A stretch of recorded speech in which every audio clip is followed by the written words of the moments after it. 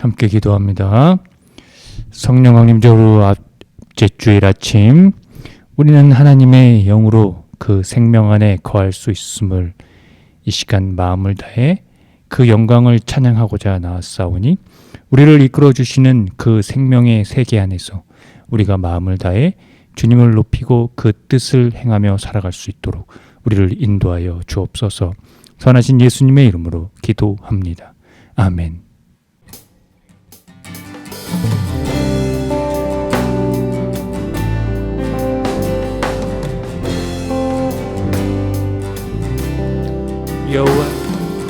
여호와 나의 목자, 내가 부족함이 없네. 그가 나를 푸른 초장과 쉴만한 물가로 인도해 내 영혼 소생시키시고 그의 길로 인도하시네.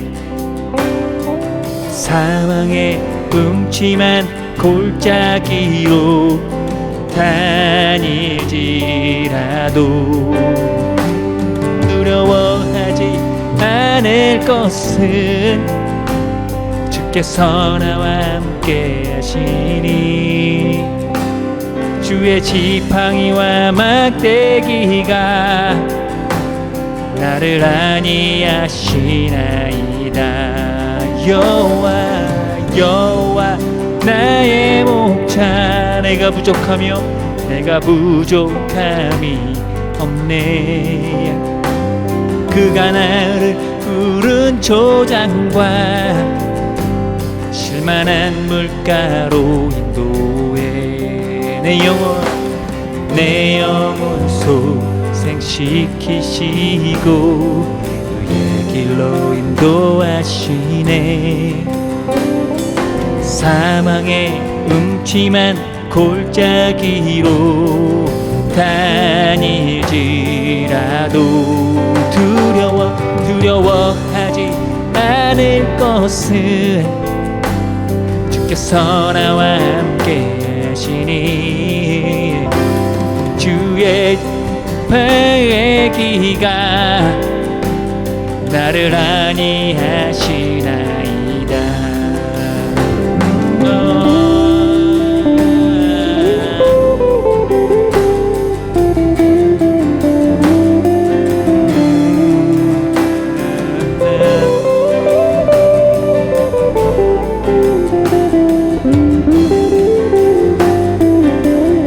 내 영혼 소생시키시고 내 영혼 소생시키시고 그의 길로 인도하시네.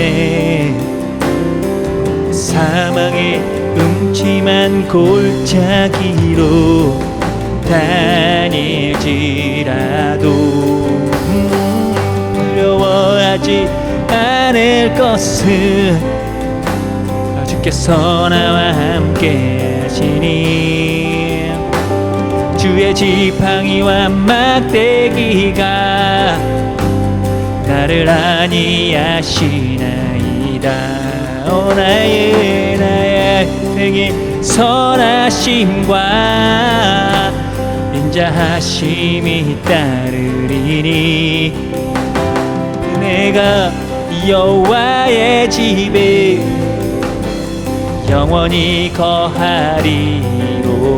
나의 평생의 선하심과 인자하심이 따르리니 내가 여호와의 집에 영원히 거하리로다.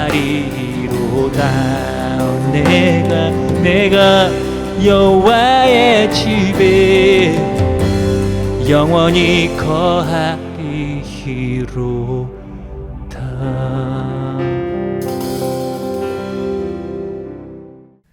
사랑하는 성도 여러분, 오늘은 성령 강림절 후 9째 주일입니다. 진리의 영 보혜사 성령을 우리에게 보내셔서 우리에게 모든 것을 가르쳐 주시며 우리에게 말씀하신 주님의 모든 말씀을 생각나게 하시고 평화를 주신 주님께서 우리를 부르셨으니 마음의 모든 근심과 두려움을 떨쳐버리고 주님을 예배합시다.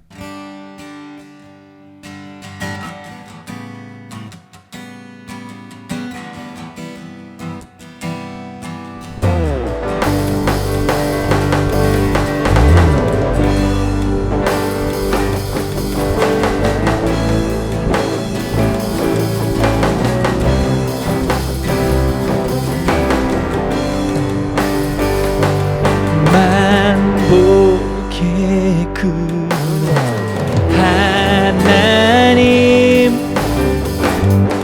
온 백성 찬송 드리고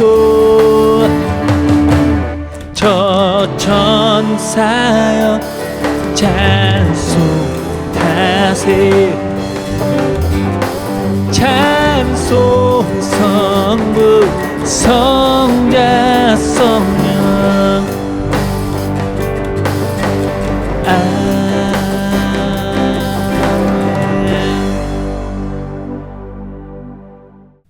다 함께 공동 기도를 합니다.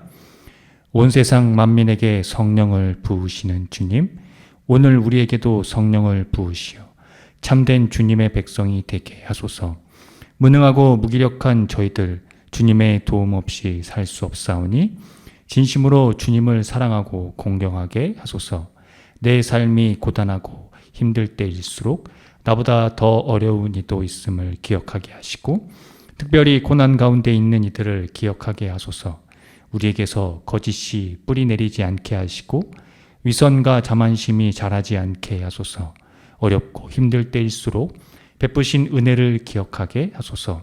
주께서 항상 우리 곁에 계신 것처럼 우리 또한 슬퍼하는 이들 곁에 있게 하소서. 가난한 이들과 함께하게 하소서.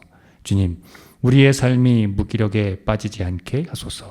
진리의 말씀으로 허탄한 마음 채워 주소서. 오직 주님으로 기뻐하는 이들에게 하소서. 예수 그리스도의 이름으로 기도합니다. 아멘. 다 함께 시편 교독을 합니다.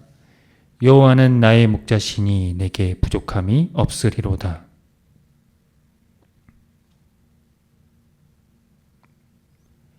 내 영혼을 소생시키시고 자기 이름을 위하여 의의 길로 인도하시는 도다.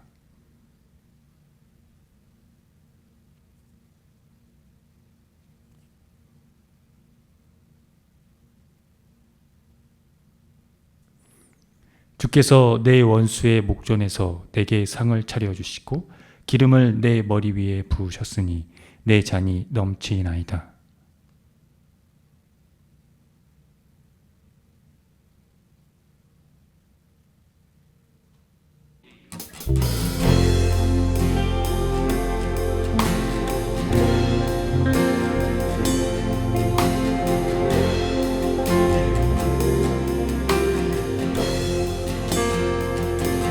내 진정 사모하는 친구가 되신 그 주 예수님은 아름다워라. 산 밑에 백합하여 나는 새벽별 주님 영원할 기라 주옵도다. 내 맘이 아픈 적에 큰 위로 되시며 나 외울 때 좋은 친구라. 주는 저 산 밑에 백합 나는 새벽별 이 땅 위에 비길 것이 없도다. 내 맘의 모든 염려 세상 고락도 주님 항상 같이 하여 주시고 시험을 당할 때에 악마에게 요르 즉시 물리치사 나를 지키네. 온 세상 날 버려도 주 예수 안 버려 끝까지 나를 돌아보시니 주는 저 산 밑에 백합 나는 새벽 이 땅 위에 비길 것이 없도다 내 맘을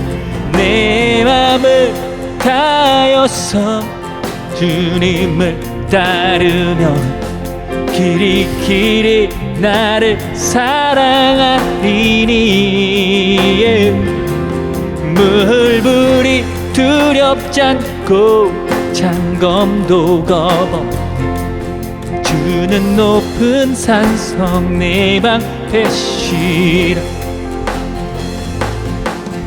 내 영혼 먹이시는 그 은혜 누리고 나 친히 주를 뵙길 원하네 주는 저 산 밑에 백합 빛나는 새벽별 이 땅 위에 비길 것이 없도다 내 맘이 아플 적에 그 위로 되시며 나 외로울 때 좋은 친구라 주는 저 산 밑에 백합 빛나는 새벽별 이 땅 위에 비길 것이 없도다 온 세상 날 버려도 주 예수 안 버려 끝까지 나를 돌아보시니 주는 저 산 밑에 백합 빛나는 새벽별 이 땅 위에 비길 것이 없도다 내 영혼 먹이시는 그 은혜 누리고 나 친히 주를 뵙길 원하네 주는 저 산 밑에 백합 빛나는 새벽별 이 땅 위에 비길 것이 없도다.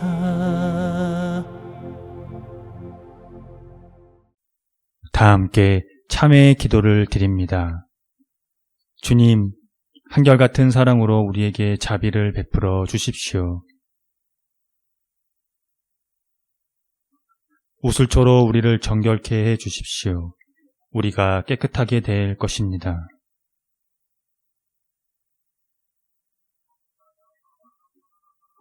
주님의 눈을 우리 죄에서 돌리시고 우리 모든 죄악을 없애 주십시오.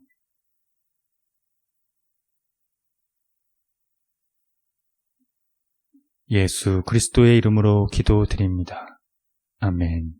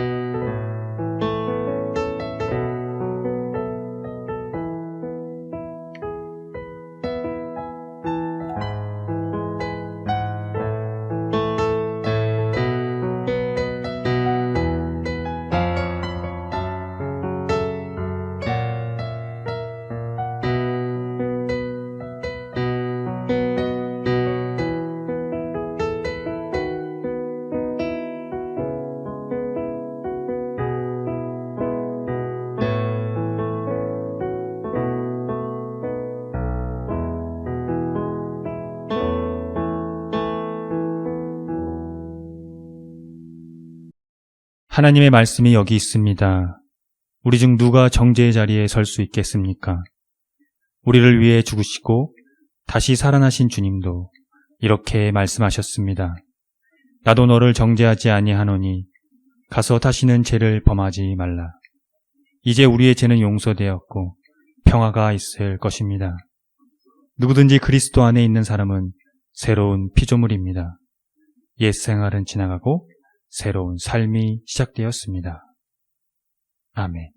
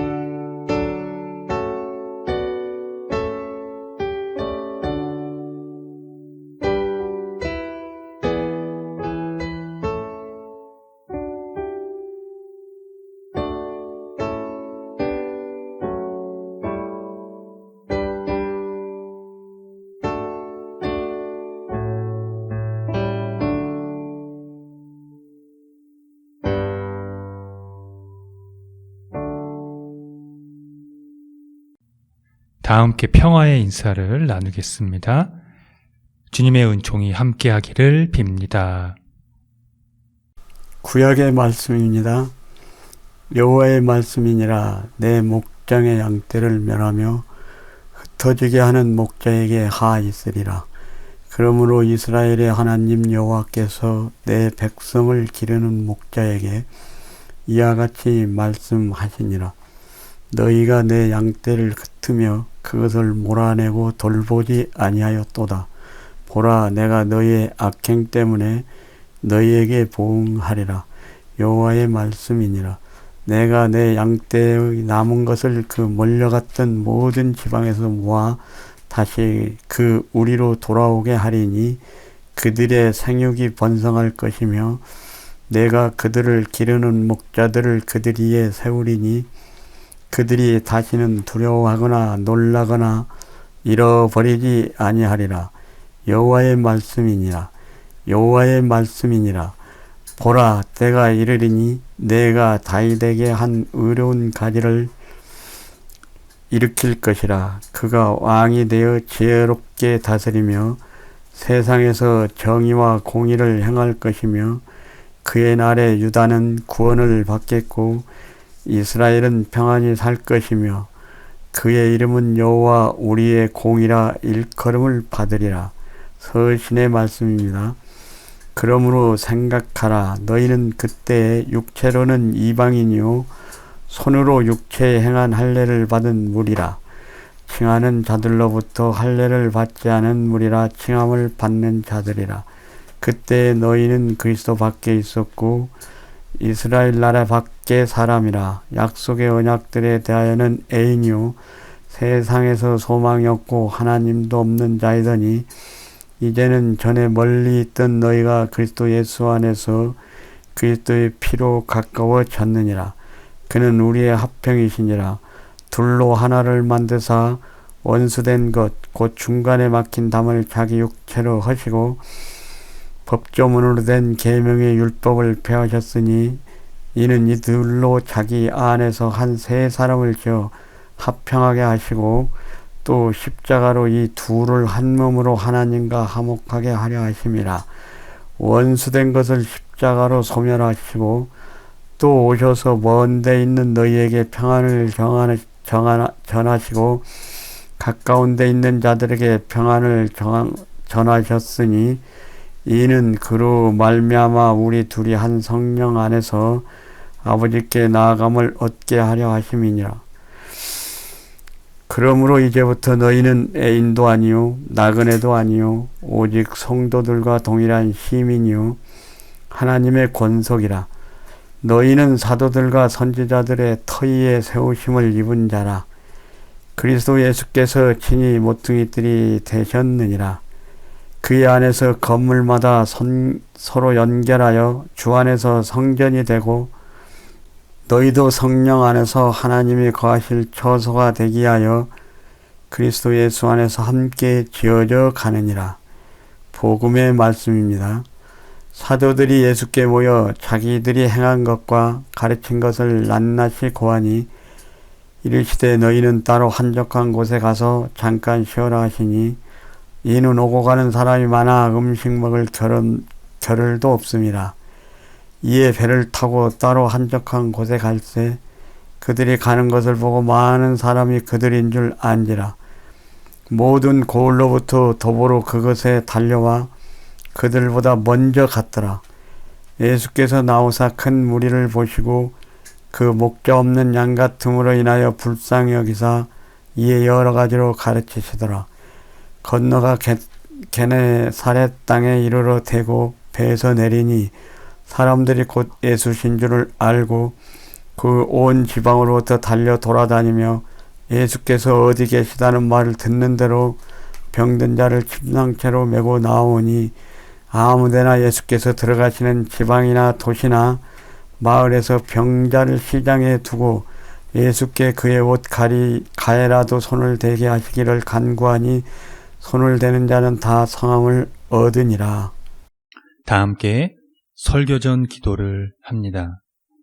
말씀 앞에 하나 된 우리들은 하나님의 자녀로서 한 마음으로 하나님께 예배드리오니 말씀으로 여기에 임재하셔서 부끄러운 사연으로 가득한 우리의 마음을 정결하게 하여 주사 온전한 정신과 믿음으로 바른 말씀을 분별할 수 있게 해 주십시오. 예수 그리스도의 이름으로 기도드립니다. 아멘. 하나님 우리 아버지와 주 예수 그리스도께서 은총과 평화를 여러분에게 내려주시기를 빕니다. 우리가 사는 이 사회에 공평과 정의가 실현될 수 있다고 생각하시나요? 지구의 기후위기 문제에 따른 영향으로 폭염, 혹한, 폭우, 폭설, 태풍, 가뭄, 화재, 해수면 상승, 대기 오염 등의 피해를 겪는데 같은 수준의 책임을 지니고 모든 사람이 동등하게 피해를 입는 것이 아닙니다. 산업 발전과 경제 성장 과정 속에서 선진국들은 지구 온난화를 일으키는 이 탄소 배출량을 상당 부분 배출하면서도 대응할 능력도 갖추고 있어서 그 피해는 적다고 볼 수 있는데, 반면 주로 열대 기후 지역에 위치한 개발도상국이나 최빈국들은 이것을 경감시킬 능력이 부족하여 피해를 고스란히 떠안아야 하는 실정이지요. 이렇듯 국제사회는 기후위기를 야기한 이 책임의 주체와 피해자 사이의 이 불일치를 해결하기 위해 기후 정의의 이 필요성을 인식하게 되었습니다. 따라서 이 기후 정의는 기후 위기로 발생된 불평등과 양극화의 문제를 이 공정하게 바로 잡는 것으로 이 국제적인 협정이 2015년에 파리에서 이루어졌습니다. 문제는 이 협정이 오늘날까지 원활하게 순기능을 하고 있을까요? 오늘 저는 성서에서 예시한 대로 공평과 정의의 왕으로 오신 예수님에 대해서 설명을 할 예정인데요. 솔직하게 여러분에게 묻겠습니다. 예수께서 오신 이후 공평과 이 정의가 이 세상을 지배하고 있다고 생각하십니까? 여전히 우리와는 거리가 먼 것 같은 이 공평과 정의에 대해서 오늘 얘기를 해볼까 합니다. 예레미야는 유다 왕국 말기에 선지자 활동을 했습니다. 당시 유다는 친애굽 정책으로 결국 바벨론에 의해 예루살렘이 함락되는 이 수모를 겪게 되고 합니다. 예레미야에게 이 고통스러운 것은 어떻게 이 왕들이 실패해서 이런 수모를 겪게 됐는지와 유다에게 남은 유일한 희망으로 바벨론을 통해 주시는 하나님의 형벌을 우리가 견뎌야 한다, 이것을 설파하는 것이었습니다. 본문 1절에 나오는 이 목자에 대한 내용이 나오는데, 그 목자는 유다의 지배자들을 가리킵니다. 부패한 왕과 그들을 꾀한 거짓 선지자들이 그들이라고 할 수 있습니다. 그들은 힘없고 가난한 백성을 돌보지 않고 몰아낸 것이 바로 그 부패의 원인이자 그들이 하나님의 형벌을 받게 된 궁극적인 이유였습니다. 그래서 하나님은 그들에게 책임을 묻고 있는 것이죠. 하나님은 공평과 정의롭지 못한 이 부패한 지배자들을 처벌하십니다. 그만큼 그들에게 그 책임이 뒤따르고 더 크다는 얘기를 강조하고 있다는 것이죠. 구체적으로 말하면 유다의 왕실이라는 이 다윗 왕조는 하나님께 순종하여 이 사회 정의를 확립해야 하는 이 계약법에서 무력한 자들의 이 권리를 옹호해야 할 의무를 그 법안에서 계약에서 요구하고 있기 때문입니다. 만일 이 왕조가 이러한 의무를 이행한다면 그 존재가 정당화될 것이지만 그렇지 않는다면 심판 아래 있다는 것을 그 계약법에서 확실히 하고 있는 것이죠. 그래서 유다에게 남은 이 유일한 희망이 예레미야의 신탁에서 소개되고 있습니다. 하나님께서 장차 백성들을 사랑으로 돌보며 그들을 안전하고 주의 깊게 인도할 신실하고 순종적인 목자를 보내주실 것이라는 약속이 그것입니다. 그 약속이 5절에서 구체적으로 소개되고 있는데요. 다윗에게서 의로운 가지가 하나 돋아나 그가 왕이 되어 슬기롭게 통치하며 세상에 공평과 정의를 실현한다는 것이 그것입니다. 그 목자는 어떠한 모습으로 우리 가운데 오게 될까요? 예수님의 소문이 널리 퍼져서 쉴 수 있는 시간도 없을 정도였습니다. 가는 곳마다 사람들이 이미 도착해서 몰려 있었습니다. 예수께서는 그 광경을 보시고 깊은 인간적 연민을 느끼셨습니다. 그 광경이 목자 없는 양과 같았기 때문이었습니다. 목자 없는 양이란 표현은 지도자나 왕이 없는 이스라엘을 설명할 때 쓰는 일반적인 용어입니다.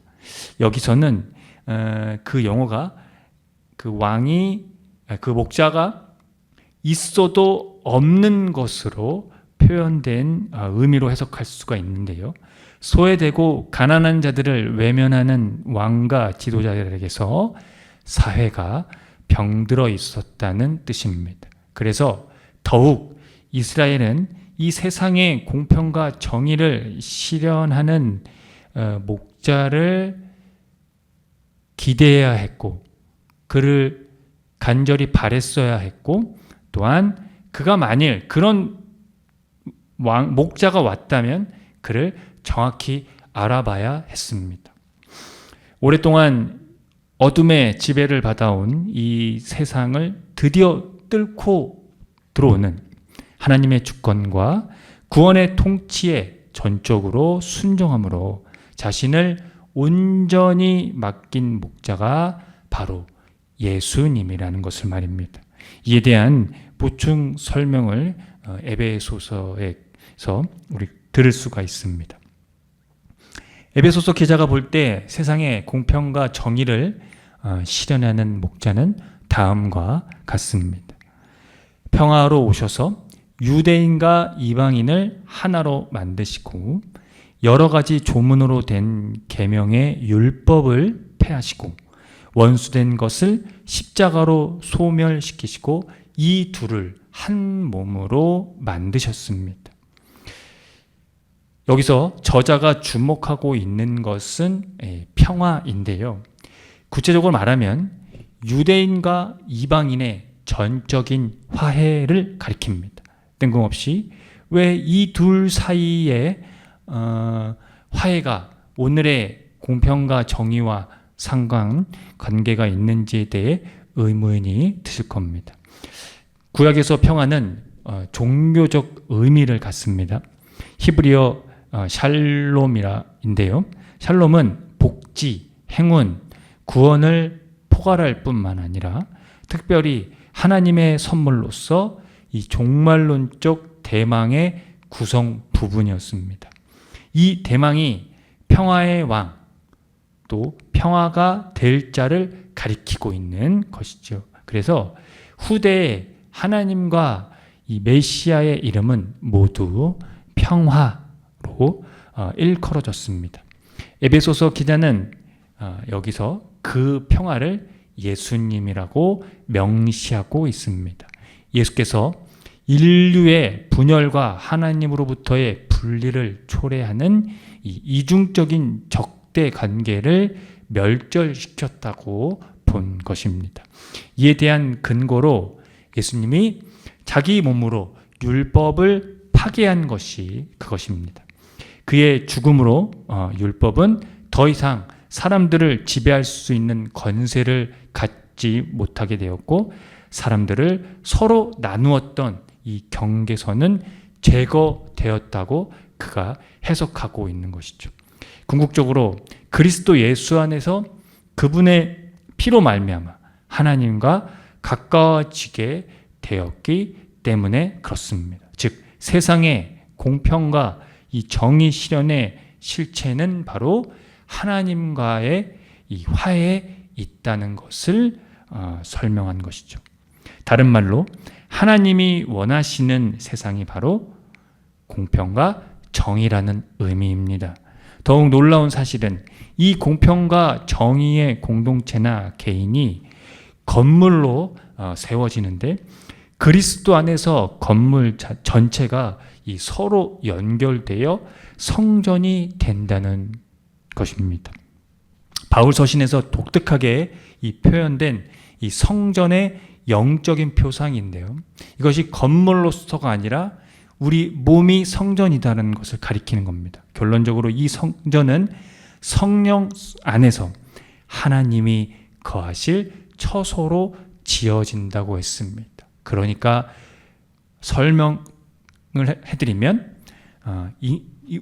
이 건물로서의 성전의 모습이 아닌 각 개인의 하나하나의 모습은 바로 성령 안에서 하나님이 거하실 처소가 된다라는 것입니다. 사랑하는 성도 여러분, 여러분은 하나님이 거하실 처소로 지어져 가고 있습니까?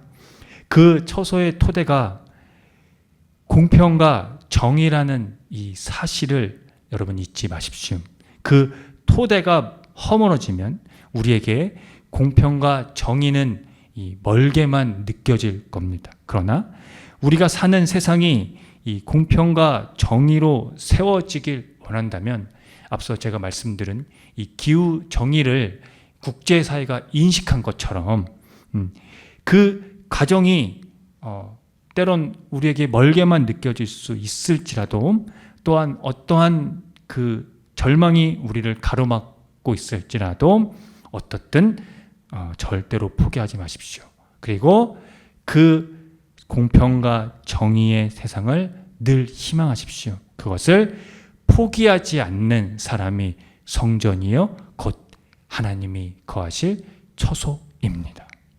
함께 기도합니다. 공평과 정의의 하나님, 주께서는 이스라엘과 맺은 언약에서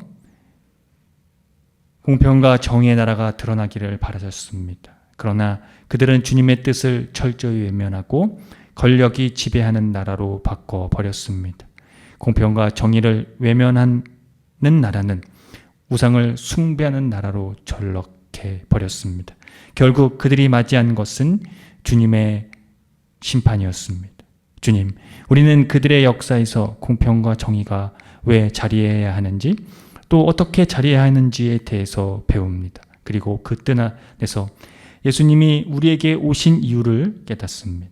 공평과 정의의 하나님 나라를 가지고 오신 예수님에게서 우리는 참된 생명이 우리에게 자리하는 것을 또 깨닫습니다.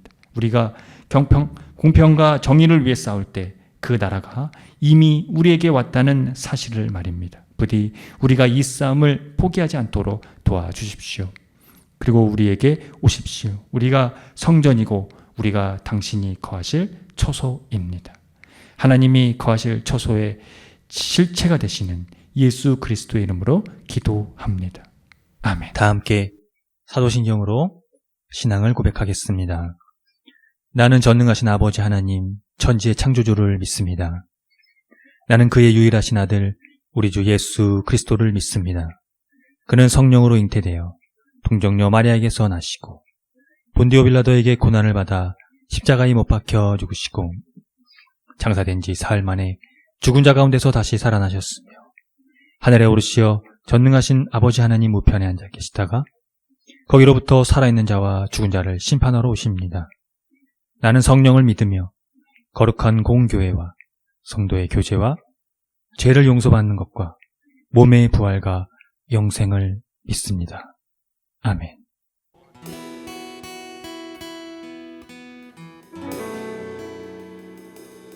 주는 평화 막힌 담을 모두 셨네. 주는 평화 우리의 평화 주는 평화 막힌 담을 모두 셨네. 주는 평화 우리의 평화 염려 담아 기라 주가 돌보시니. 주는 평화 우리의 평화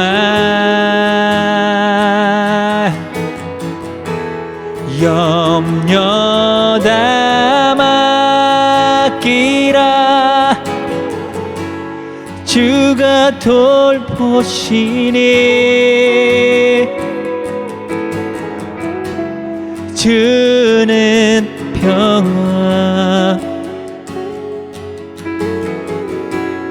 우리의 평화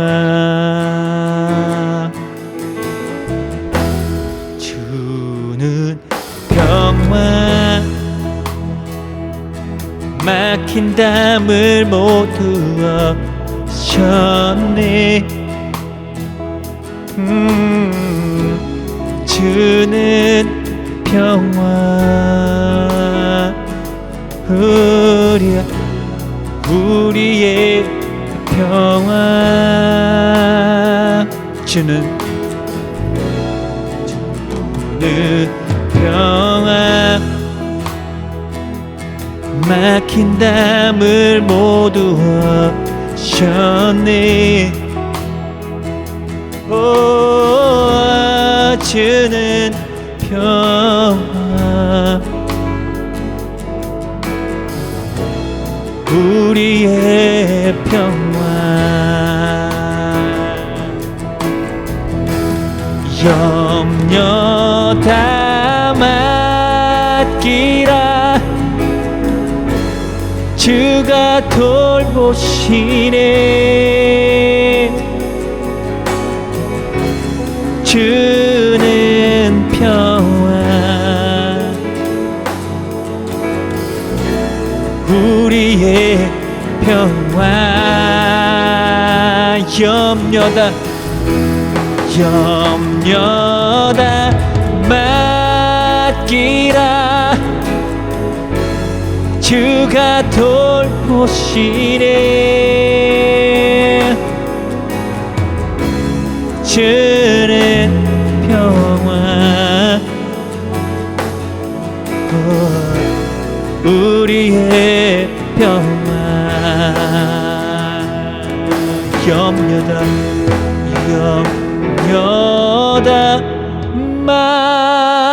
마키라. 주가 돌보시니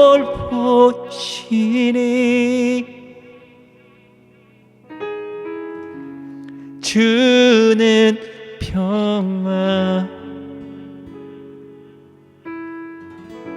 우리의 평화 염려 담아키라. 주가 돌보시니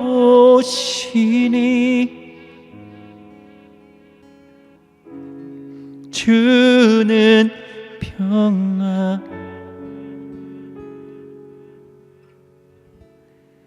우리의 평화.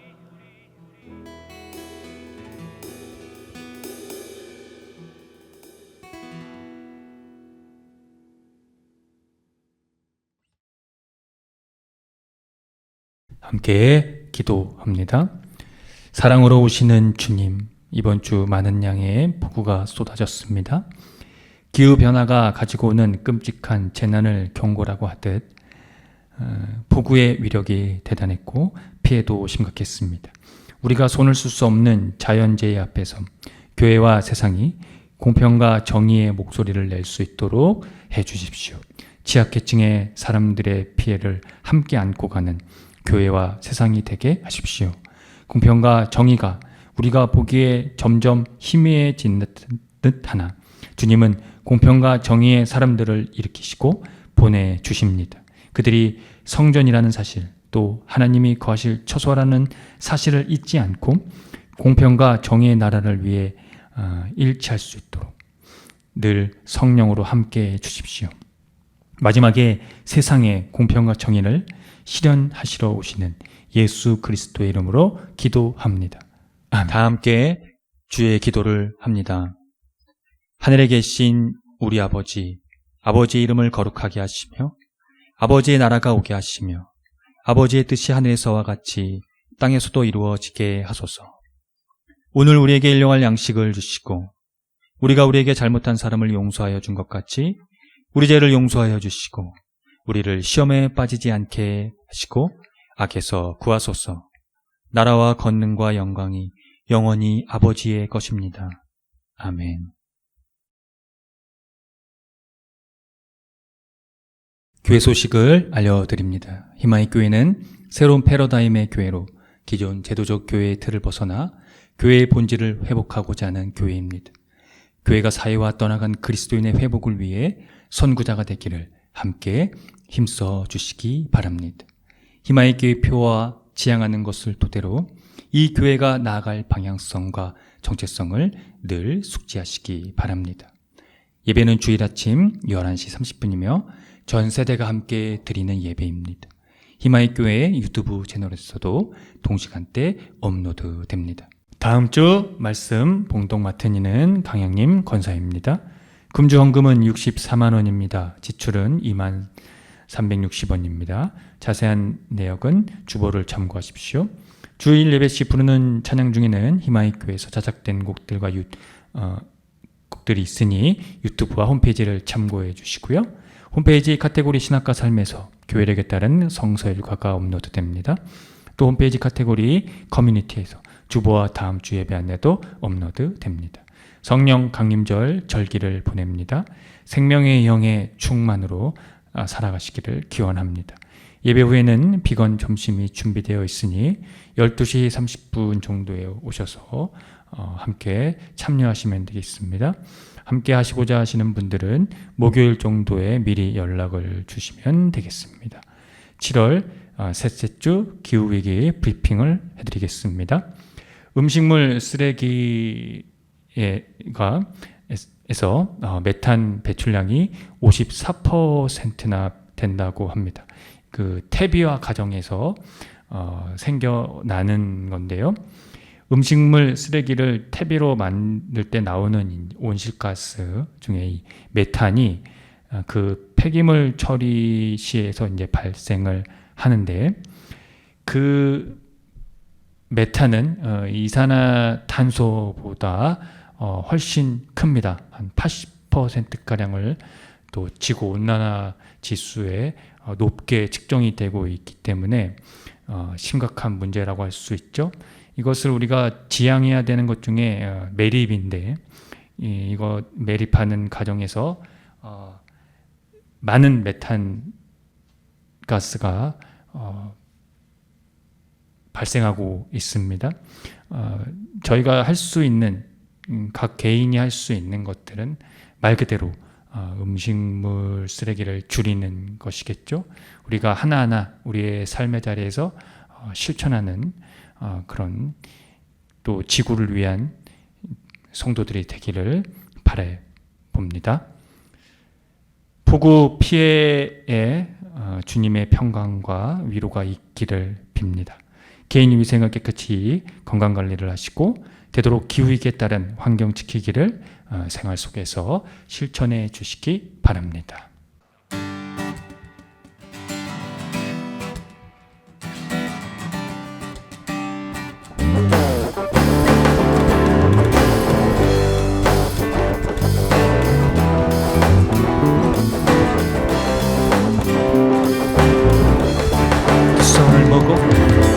두 손을 모으고 하늘을 향하고 마음을 합치며 고요한 가운데 우리를 찾으신 하늘에 계신 하나님, 두 손을 모으고 하늘을 향하고 마음을 합치며 고요한 가운데 우리를 찾으신 하늘에 계신 하나님, 영원한 주 예수 곁에 계시네. 어제나 오늘과 내일도 영원한 주 예수 곁에 계시네. 어제나 오늘과 내일도.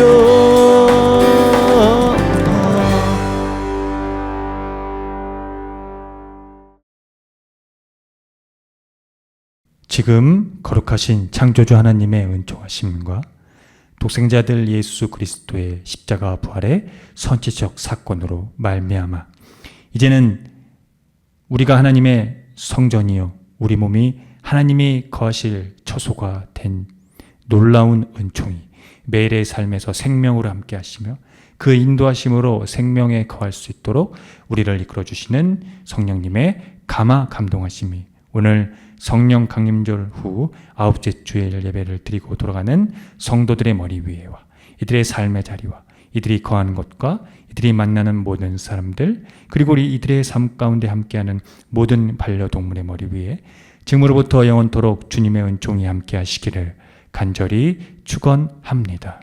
아멘.